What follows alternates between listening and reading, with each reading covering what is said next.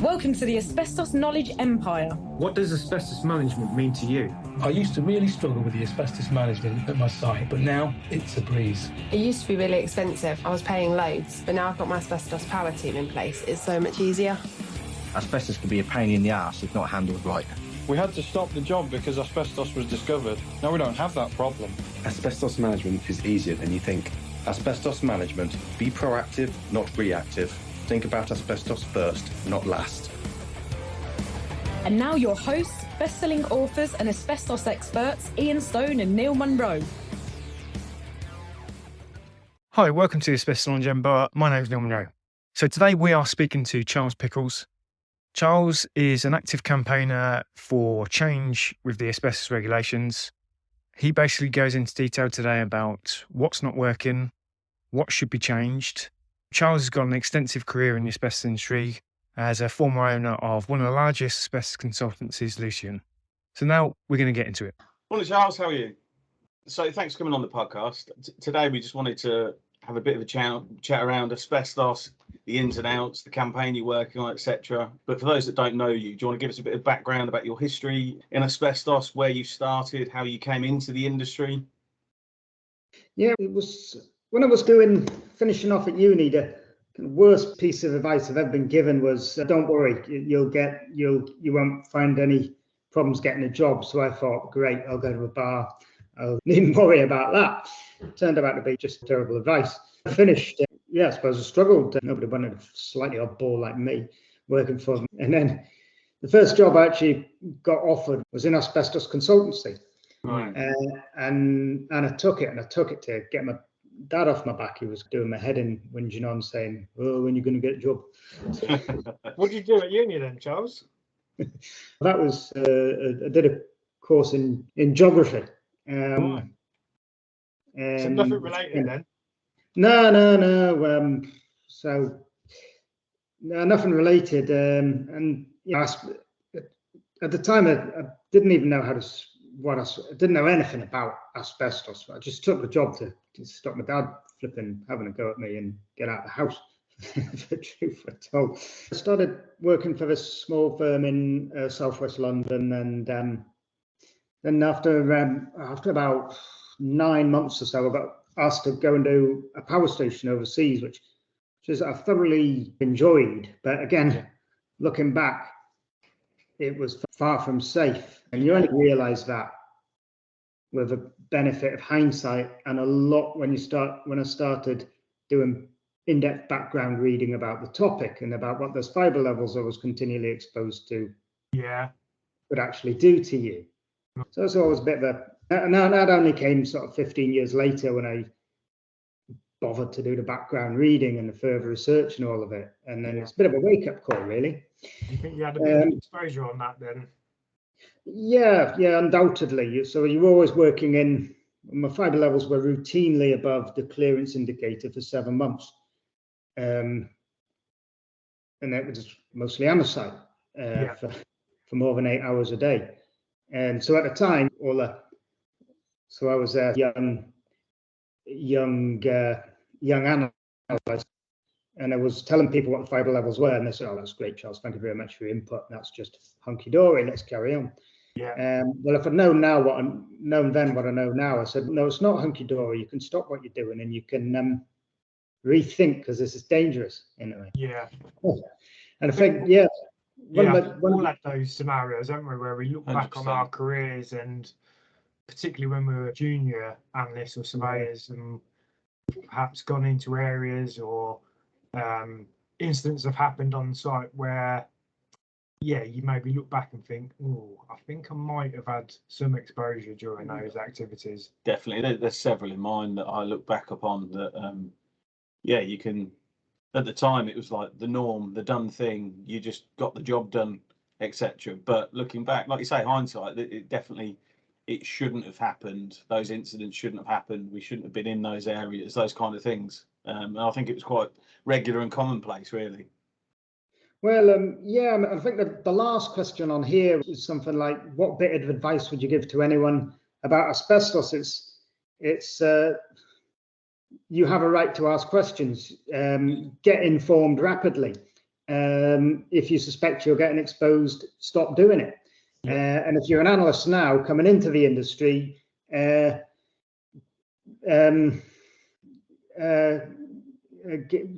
be bolder, stronger in mind, whatever, than I was. Don't take yes for an answer. Ask those questions, get further reassurance, and then make sure it's safe, because chances are it isn't. The asbestos is still the same, isn't it? Yeah, exactly. Anyway, so how long were you on ships for? Oh, that was a power station. There was lots of ships floating about as well. But that was 7 or 8 months. 7 months. 7 months. So yeah, after that I jacked in, and I went to do a master's in environmental engineering. And I worked briefly. That was good actually. I liked that. I worked briefly in the sewage industry doing computer modelling of the diameter of sewage pipes, and that was as dull as the flipping as dull as sewage, duller than dishwater. So then I came back to work for another small company in the northeast, and that's in doing asbestos consultancy. Yeah. And when was that? That was in maybe 2000. Yeah, Novemberish 2000, and I worked there for a couple of years, and then. Then I was getting audited by the then trainee quality manager, Patrick, and we've had a cup of tea, sat in these. I remember these particularly comfortable chairs, actually, and we were having a bit of a break, and we were both discussing shooting a breeze, because he was of a similar mind and me, and we said, why don't we go for it on our own? We've got, everyone thinks, oh, that must be such a positive choice. It was not really, because neither of us had absolutely nothing to lose. Yeah. So it was a completely de-risked situation. We've got everything to win potentially. Yeah. But much more importantly, we've got nothing to lose. What we're going to lose is placing a job where I don't even like, really. We'll give it a whirl. So it's not. Everyone says, oh, it must be such a brave, positive decision. It's not the way it is at all. I don't like my job. I'm not particularly fond of my boss, who's a nice fella. I get on with him now. Yeah. But basically, I wanted to be my own boss, I suppose. So we set up on our own, and How was that first job? Where did you go out to try and get that first bit of work in? Well, we got it all wrong. We went to the domestic sector first. Right. And then we started approaching small builders. And the first job was it takes a very long time, and it's a lot of hard work to set up. And then you have to do everything from painting your own office, which was actually in a converted abattoir, to all the UCAS stuff. Yeah. Writing the quality manual was really boring and then you have to go through that ultra arduous process of getting the accreditation. It's super dull and expensive and slow. And then the first job was a bulk sample. A builder just rocked up in the afternoon and said, can you analyze this? And it's a piece of some ACM, I can't really remember what. And I said, oh yeah. And then he said, and I analysed it and said, oh, how much is that? And I said, well, 15 quid. And I forgot to charge a VAT. I'm still gutted, but I forgot to charge a VAT. And then we're ringing round. We spent about the next month ringing round trying to get a job. And everyone just said, oh, just go away, you Muppets. Yeah. A bloke from the council just laughed at us, one of the councils, I won't say which. And then eventually got this bloke who was a estate agent who says, are you interested in the asbestos service? I said, yes! Come and price this job, this shopping centre. I said, oh, we'll go and price it now then. So we wandered up, priced it, won the job. And it seemed like it was quite a big job. It was 3 or 4 days' work. About 3 grand, 3,250, I think it was, actually, top of my head. And then it came from there. So, so we started off like scrabbling about, as I think we all do. We start off from absolutely nothing, scrabbling about, and it gradually gets bigger and bigger. And then we got our first council contract, and it started building up from there. So, so there's 2 of us working in this kind of converted abattoir, and it was it was either freezing cold in the winter or kind of boiling hot in the summer. It depends on when you. Not the nicest of buildings, but a very atmospheric. So we had all sorts of characters working in this ex-abattoir, like some gentleman who done a couple of stretches for importing drugs was next door, and the police were always sort of put him under surveillance. So at night on the roof of our laboratory, just hear the police chuntering onto themselves, and they're observing this fellow, and I was trying to do bolts and just helicopters doing intelligence. Surreal situation. Yeah, it's totally surreal. So that's the early days, and it built up from there, from 2002 to 2010 of running a small company and gradually working very hard to try and make it better with all the problems. Our first employee was a character. I hope he's listening. Still is a character. Is he still in the industry? Yeah, I'm still friends with him on a good day. Yeah. And is he still in the industry, or? Yeah, he's still in the industry. I won't mention his name. No, okay. Yeah. He knows who he is. So it's basically, it was a complete roller coaster ride. Yeah, a little bit of fun, a lot of hard work, and more kind of satisfactions. Is how I describe the early days. Just brutal hard work and just total experience the hard way of people. All the classic problems with learning through experience when it comes to managing people, shall I say, i.e. just getting it horribly wrong and upsetting people. And sure, we can all relate to that. And we grew, and it got till about 2010.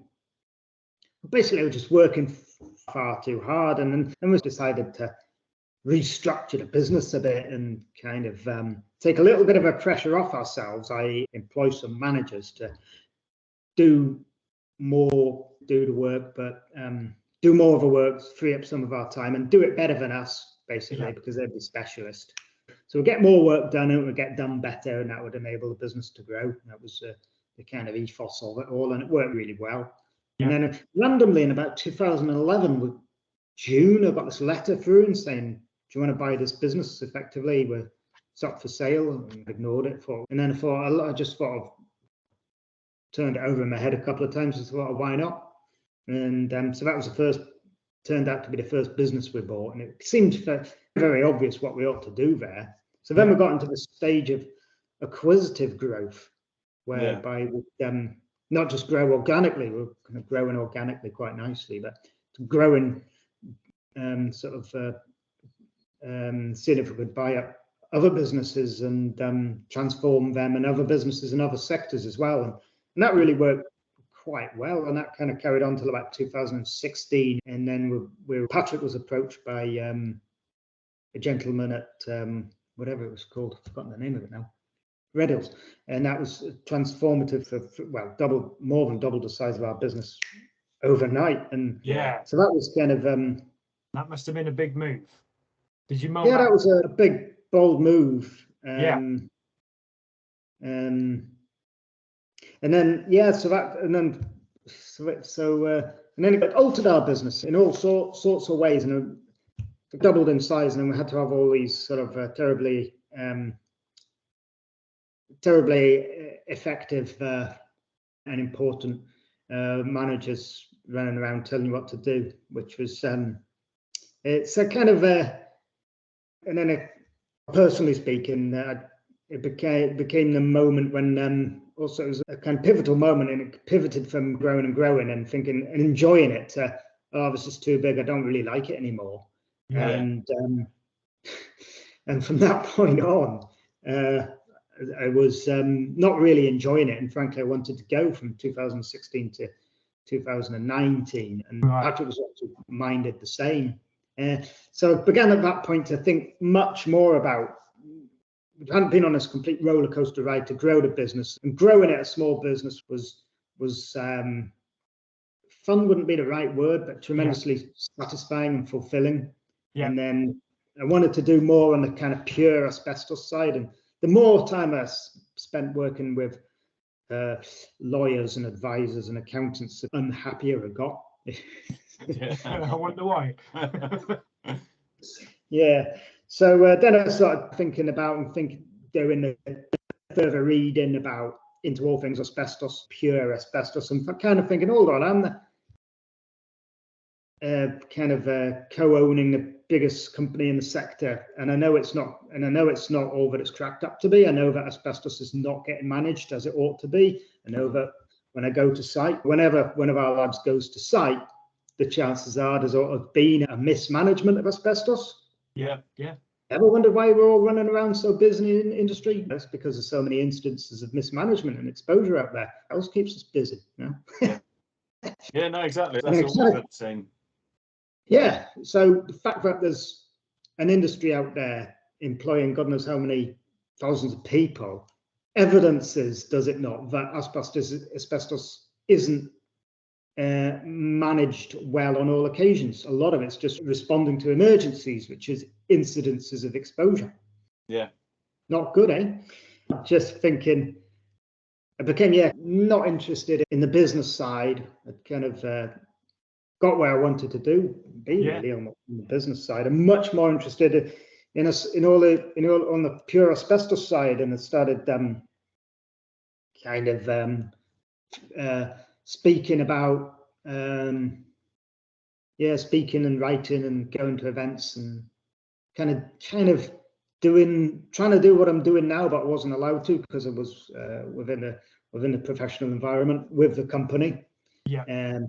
So then there was this conflict there where I wanted to speak out about the standards in the industry, and but I knew I couldn't really. My colleagues didn't want me to, so I just did my time before it was time to go. So and since then I've been able to speak out really without the encumbrance of you've got a commercial interest in something. It's hard to critique that really, I suppose. So that's a hell of a change, like a hell of a journey really, that you've taken on and through Lucion and stuff. But one question just on that is, how did you handle that really quick growth, big changes, particularly with acquiring companies? How did you get that Lucion ethos, those new companies that were coming in and being swallowed up by the Lucion? Was that a big challenge for you guys, or? Oh yeah, that was a challenge, but I was still relatively young, and I fought challenges, and I was embrace the challenge. I'm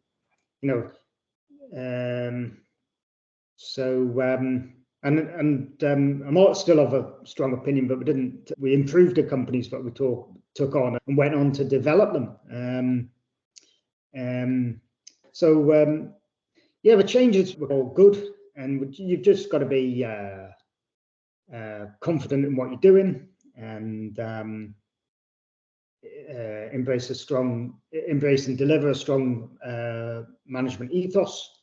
And otherwise you just get nowhere. You just get blown off course and then blown backwards, and then you end up just going nowhere. So leadership and management, knowing exactly what you're doing, having a plan, delivering it, and it's all about delivery and not really deviating. Just being strong-willed in your view of how it should be, really. There's a lot of that, but you've got to get it right. You've got to get your plan right, otherwise it's not going to work. But it overwhelmingly did work. So fantastic. The Airtight asbestos campaign that you've been talking about a lot. Do you want to talk us through that? What's the ethos behind that, and what are the goals that you want from it? Well, the ethos, as I touched on, became aware. My job at Lucion made me aware that asbestos throughout the country, not generally, wasn't getting looked after as well as it could be, by which the duty to manage is not really working effectively. So it's based on the assumption is that asbestos is well managed and not getting disturbed, and people aren't getting exposed, because if they're exposed, the mesothelioma rates will continue to develop.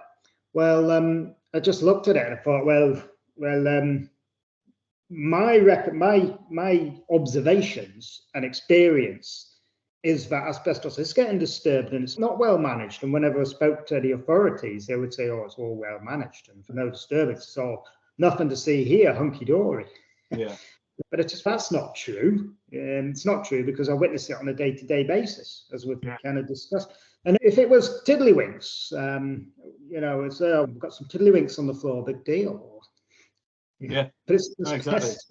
Yeah. And people kind of die, don't they? They are going to die. Not every instance, but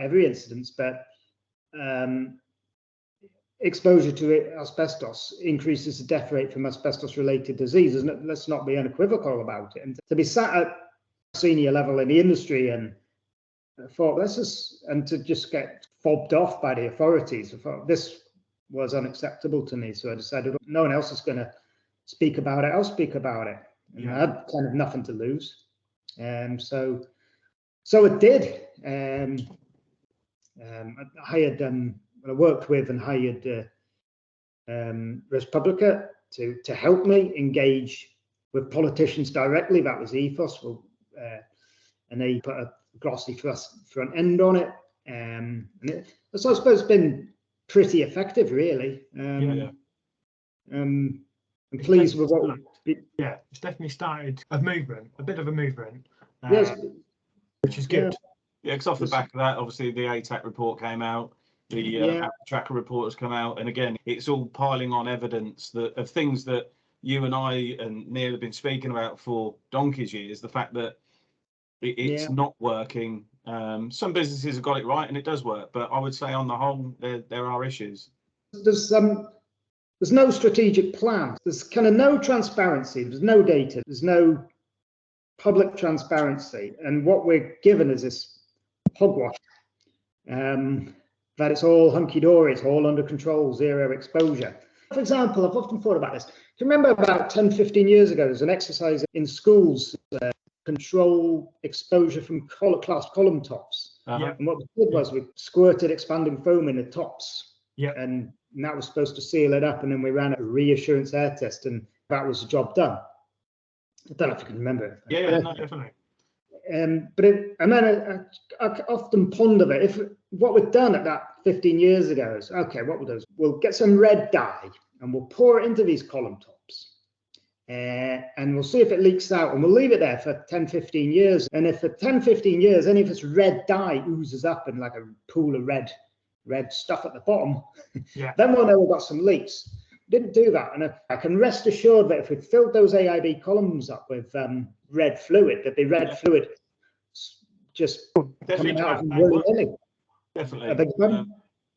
Again, but backing that up, we've recently done projects in schools where that happened and that they were supposedly sealed. Yet our surveyors are going in doing re-inspections and finding that columns aren't even sealed. Not even that it's deteriorated, the sealant, it's just they're not sealed. Whereas it should have all been put to bed, like you say, 15 years ago. Yeah, so we've got to, and they are, columns in school, they are going to get knocked and they're not sealed. So what we've got is children knocking amosite in schools.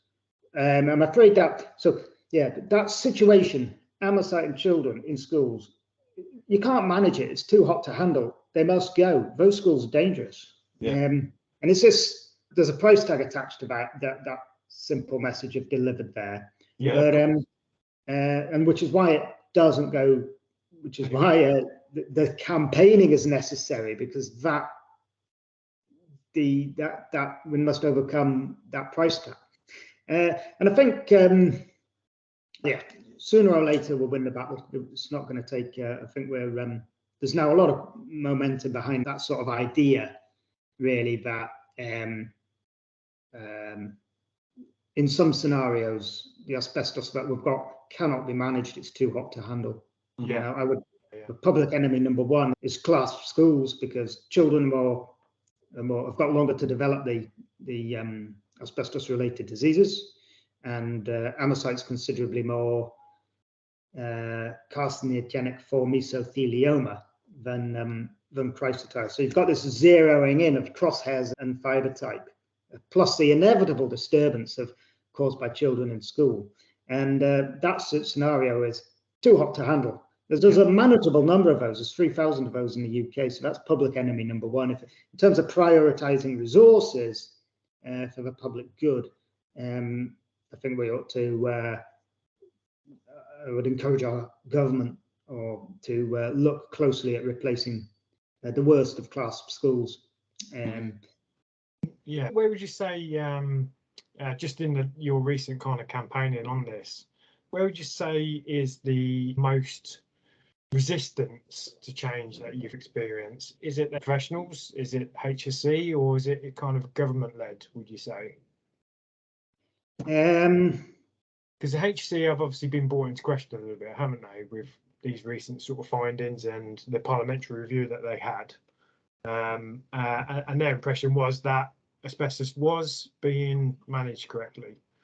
So I didn't know whether in your experience you've encountered that directly from them.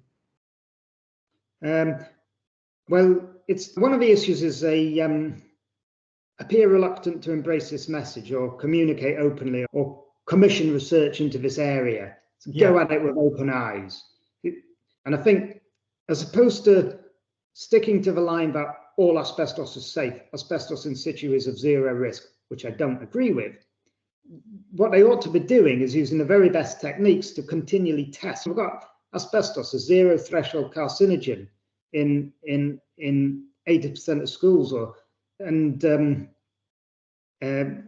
I'm not suggesting they're all dangerous, just maybe 5% of schools have got a big problem.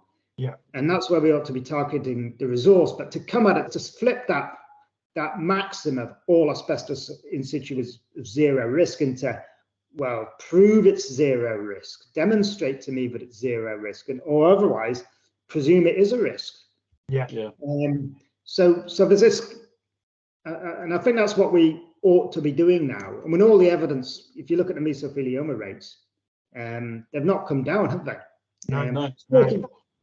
40 years on since we had almost 40 years on since we had the banning regulations, and since then we've been, by definition, managing asbestos in situ. Yeah. And the average latency latency period, roughly speaking, for mesothelioma is 40 years. Therefore, you would have expected the mesothelioma rate to have halved since 1983, but it hasn't. It's gone up. Yeah. It's not come down. So whichever way you cut it, you reach the conclusion, as we know, that asbestos exposures is going on. And therefore, it's a question of what can we do about it? And it's a question, it's prioritization. And I think the crosshairs for prioritization falls upon young people who've got longer to manifest the disease, and the presence of high-risk fiber types. So we're talking here about amosite. And when you've got that combination, that's the priority. For small, we've got a very finite amount of public resources to spend on it, but that's where we ought to be spending on it. And it's this pragmatic planning to do that. So spending our finite resources according to a long-term strategic plan, 10, 20, 50, 30 years, to go about tackling the problem. Yeah, you bang on there, because we've experienced that government-backed money, i.e. in the NHS, education authorities, etc., when they've got budgets, they always like to spend the budgets, but they don't necessarily always think long-term on, particularly with asbestos. It's very much focused on the job at hand, and there's very rarely any kind of long-term planning in what do we do with this asbestos? Let's get rid of it while we're working in this area. It's per project, per tenure of dealing with what they need to deal with, as opposed to, like you say, a long-term organisational plan and goal. But ultimately, that can only come from government. That they need to lay it down. That is what needs to happen, and make that a regulation of there's a cut-off date and you need to spend X amount per year doing this, X percentage of your turnover or your budget or whatever. It needs to be something of that nature, doesn't it, to spur people on to actually do something. On the flip side, we do see that more in private sector. So companies, they tend to have more of a pragmatic approach to managing asbestos, i.e., if we're doing it, let's get rid of it so we eliminate the problem. I do think there needs to be a bit of that coming from the government, really. Yeah, we've got to see at the moment, because we've got no database or data on it really at a national level, it doesn't appear, it's not in any department for net zero plans or anything. So whenever we go improving insulation or heating systems in buildings, almost by in older buildings, 50s, 60s, 70s, 80s buildings, almost by definition, you're going to be working in or around or on asbestos. But asbestos is not in the plan at all. It's fundamentally flawed, therefore. Which is nuts. It's crazy. We can become irrelevant if we help people, but help the Department of Education, help the Department for Health, and help the Department for Net Zero or Energy Efficiency, whatever it's called, by stating the obvious, the fact that you will not be able to deliver any of your goals unless you have a strategic plan for asbestos, because it's kind of surrounds you. And this material is not getting in any better condition. It's not getting managed well. 30, 40, 50 years old now. Yeah. The structural elements of it are failing. That makes it more dangerous. And you need to build this in, get real on it, get the data on it, use that data to build into your budget so that you can get a long-term plan. And that's called strategy. And that's the kind of, that's just common sense. I've talked about running a business before, and that was all plan and strategy and blah, blah, blah. But it works. It works because you can hit your budgets and you can save money. Business you manage might even make a profit at it. But it's just coming from a background where your livelihood is determined by whether you actually hit that budget or not hit that budget. You don't want to hit that budget, and delivering that plan is, you've got to hit the plan, otherwise there's no roof over your head. Yeah, no, exactly. And it's fundamental to me, and to observe all these major projects trying to get rolled out without one of the major elements of cost and inconvenience and time in there is flawed. So these people they're not daft, and they do want to hear from us. And I think that one of the sort of things that's going to happen over the next 15 years is that there'll be increasing liaison directly with the industry who tell them the truth and how to deal with the problem on a pragmatic basis, rather than from government who frankly don't want to know. They prefer this problem disappear. Asbestos doesn't disappear by its very nature. Right, exactly. And that's really the failing of the duty to manage. We're no further forward in the last 20 years. We've just painted it up or ignored it or blocked it off or whatever, not dealt with it.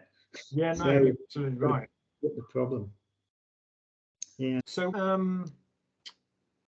what would you say the future of asbestos management would look like, and what role do you think you'd hope to play in it? I don't really want to play a role. I could make, but yeah, and those recommendations from the select committee inquiry. So that's a bunch of intelligent people, shall we say, who looked at this area afresh, and they came up with 3 central recommendations, which was research into air monitoring, databases, and using data and databases to inform a long-term strategy. Yeah. So that's the first lot, and then I think I would add in now denaturing the fibres. We simply cannot afford to. We can't afford, and it's dangerous to continue to send asbestos fibres and materials to landfill. That's not acceptable anymore, I'm afraid. It's burying a problem for another generation. Well, it's literally burying the problem outside, undermined, outmined, until it pops up in 50 years or 100 years. Exactly, The technology now exists to. We've got the technology now, haven't we? Yeah, technology. It just hasn't been commercialised yet, has it? Really, no one's really taken it up. Yeah, and it's cheaper than landfill, so that's the way to go. So big challenges are a complete kind of there's no votes in asbestos, but if we can make our government realise that it's gripping this problem is instrumental to them delivering their projects, whether it's housing, net zero, education, health. The pop up its ugly head, and you've got to grip the problem. We can do that with, I'm talking here, National Asbestos Database, strategic plan for asbestos. So that's goals every 5 years laid out. What are our strategic goals? Working to those, holding those to account. Massive improvements in the industry, because I don't think we do it well enough. I'm talking here about air monitoring. We know the clearance level is, even the HSE doesn't describe it as a flipping safe level. How bizarre is that? I know. Yeah. Is that best practice? Doing asbestos to removal and having analysts declare areas safe at a level that is, whatever the phraseology is, basically an unsafe level? That's not best practice. Just number of people have said who needs a couple of notes put on it. I'm talking about the clearance indicator. We need to get to de minimis, don't we? We need to get to genuinely as low as reasonably practicable. Genuinely do, and we can do. So we've got the technology, we're just not doing it. So kind of as a Europeans, where it was a bit of an eye opener when I started working with or visiting or whatever the European Asbestos Forum, because you get exposed to best practice, and I'm thinking, hold on, we've got the worst problem in the UK. More of this materials, highest death rates. Therefore, we ought to have best practice. They're doing best practice, but we're not. What's going on? And then you get fobbed off with half truths, shall I call it? A load of that. Exactly. I mean, in France, they work to a lower reading system than what we do. In Holland, if you come across asbestos within a project, it has to be removed. There's all these things going on, like you say, across Europe that seem to be what I would deem much better than what I would like us to strive for. Yeah, I mean, I think that's the way to go. We've got examples. Our law still is,